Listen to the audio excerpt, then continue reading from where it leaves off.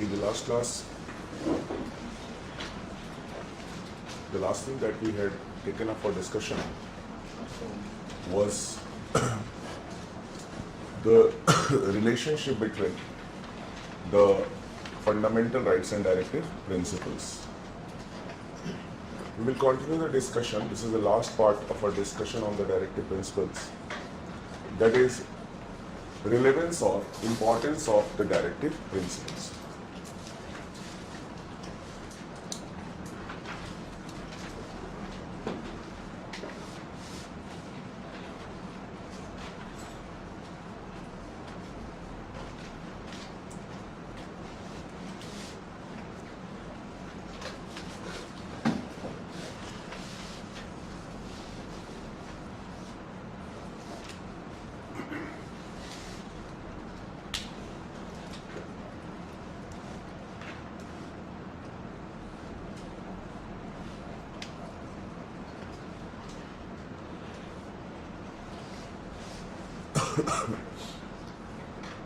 Here also we will start from Article 37 of the Constitution, and when we analyze Article 37 of the Constitution, we see that this article says that the directive principles are fundamental in the governance of the country or to achieve the aim of welfare state, and it is the responsibility of the state, or it is the duty of the state to implement the directive principles so as to achieve the aim of a welfare state.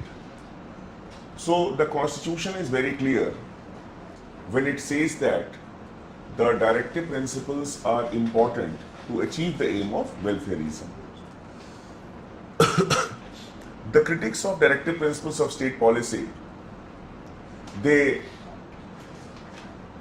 are of the opinion that the directive principles are post-dated checks which cannot be encashed. A post-dated check that okay, it will be encashed, it will be implemented, but they are never implemented. Some say that the directive principles of state policy, they are just like window dressing. They are just like window dressing. That is, from outwardly they will seem to be good, but in reality, obviously they are not practical. It is useless thing. So in the light of this, we will be discussing the relevance of the directive principles. This question was asked to Dr. B.R. Ambedkar in the Constituent Assembly, that sir, what is the relevance of directive principles if they are not enforceable in a court of law? Then Dr. B.R. Ambedkar said that the court or the people of the country cannot go to the court of law for the enforcement of the directive principles of state policy, but they are answerable. That is, the government of the day is answerable in the court of the people at the time of elections. The directive principles are the best election manifestos of any political party. You see the election manifesto of any political party. What they say? They talk about employment generation. They talk about uniform civil code. One of the nationalist political parties, it talks about the uniform civil code. Then some of the political parties have given in their manifesto the provisions for the emancipation of the women, the old people. These are all the part of directive principles of state policy.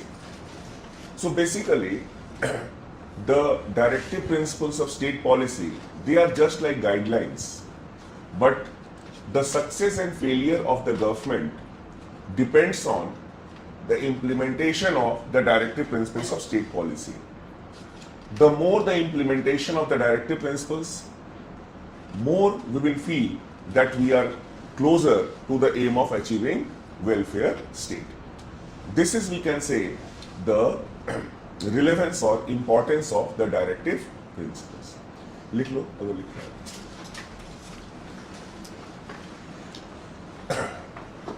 The Constitution under Article 37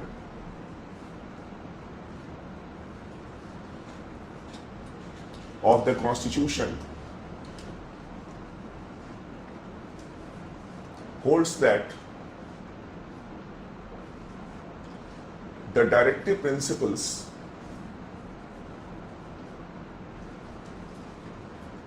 are important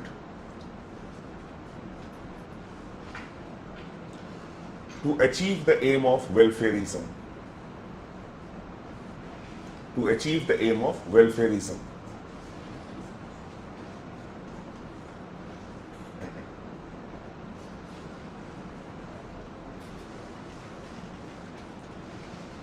In the next sentence you can write, the critics of directive principles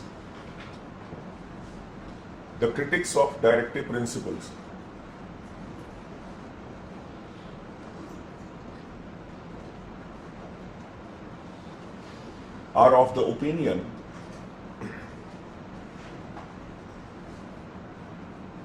that the directive principles are post-dated checks. The directive principles are post-dated checks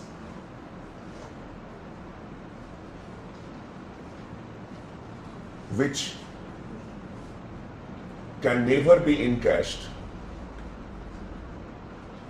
Which can never be encashed.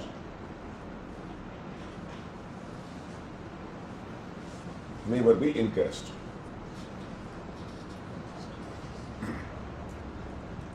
Some critics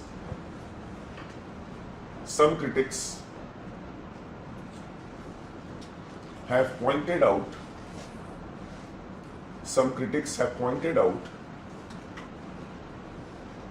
that the directive principles are merely window dressings. Are merely window dressings. Are merely window dressings.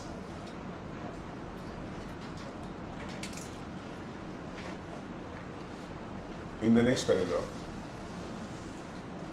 Dr. Ambedkar was of the view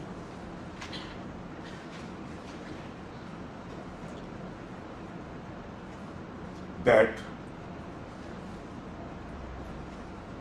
the directive principles are the best election manifestos,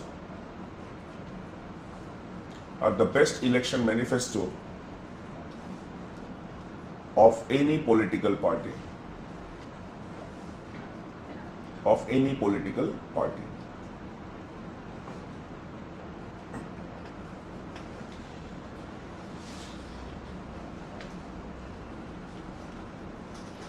The government of the day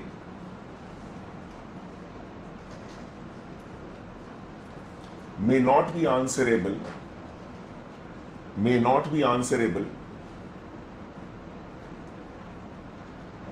in the court of law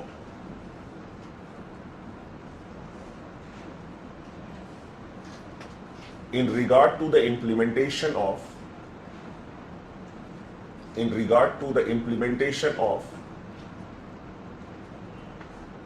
the directive principles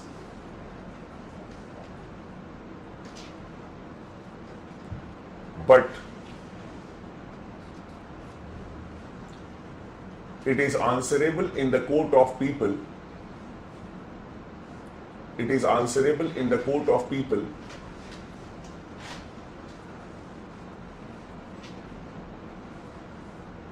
at the time of elections.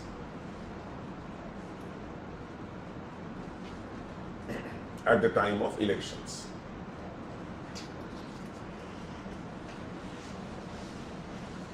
The success and failure of the government, the success and failure of the government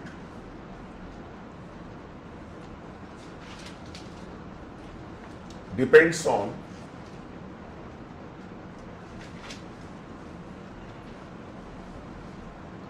the implementation of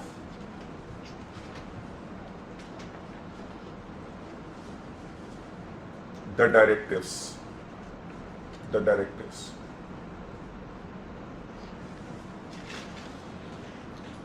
The more the directive principles are implemented, the more the directive principles are implemented,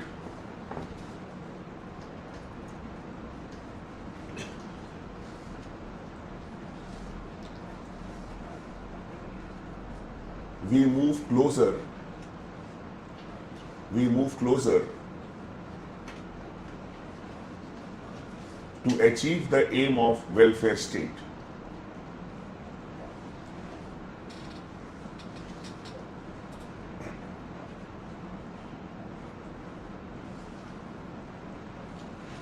In the next paragraph you can write,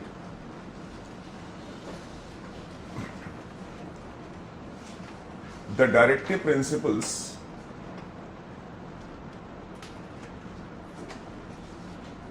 are like lighthouse,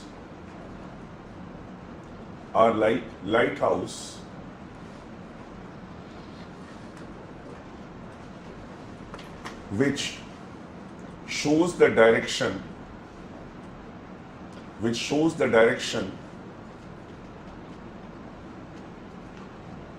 to the ship of the state,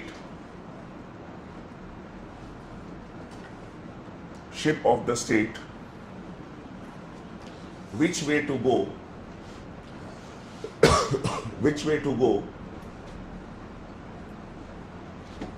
in order to achieve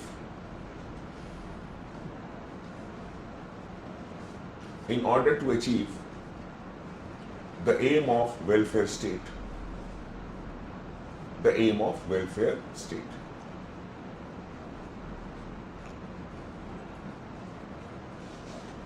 So basically a guideline, but it has got a practical relevance. The success and the failure of the government is judged by the way the directive principles are implemented. This was all that we needed to discuss under the directive principles of state policy. Then coming to the next topic that we need to discuss, it is Part 4A of the Constitution.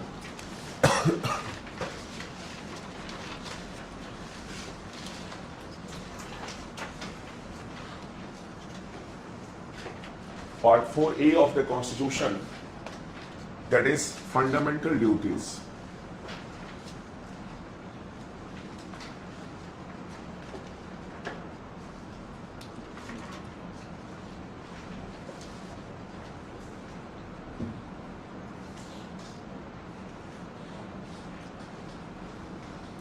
The fundamental duties were not there in the original Constitution,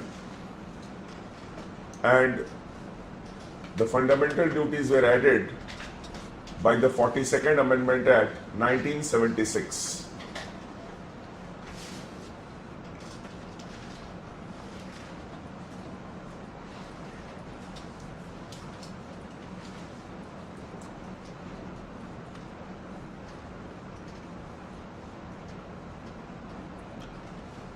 It was added by the 42nd Amendment Act 1976.